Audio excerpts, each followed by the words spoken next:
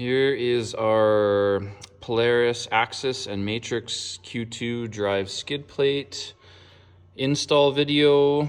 We're not really showing an install, we're just showing where the hardware goes. It's super straightforward. But here is the skid plate that we build and fabricate.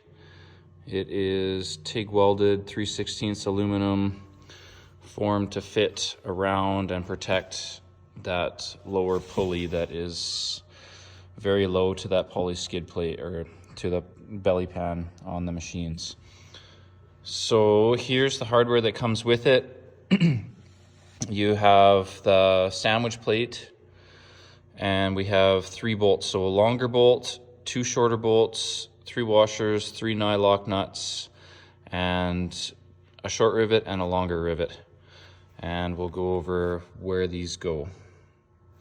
Okay, so if you're looking from the back of the machine on the right hand side, the RR is going to go back so it does not trap snow.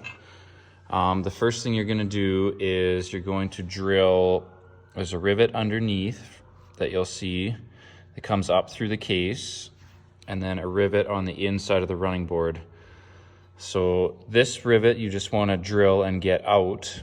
So punch that rivet out, don't oversize the rivet hole. And this one up here, you're going to drill out the rivet, and then you're going to drill out to 1/4 inch. And you're going to use the longer bolt in this location. And then back with the stainless washer and the stainless nylock nut. And this location is going to use the long rivet. So it goes all the way through here, up into the case.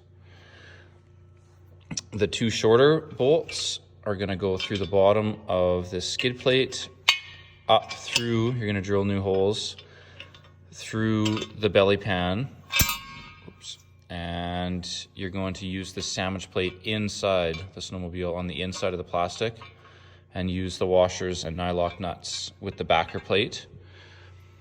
And you can drill and rivet the short rivet on the outside of the running board. And that's all there is to it. Very simple, fast install. Should have this one on within half an hour.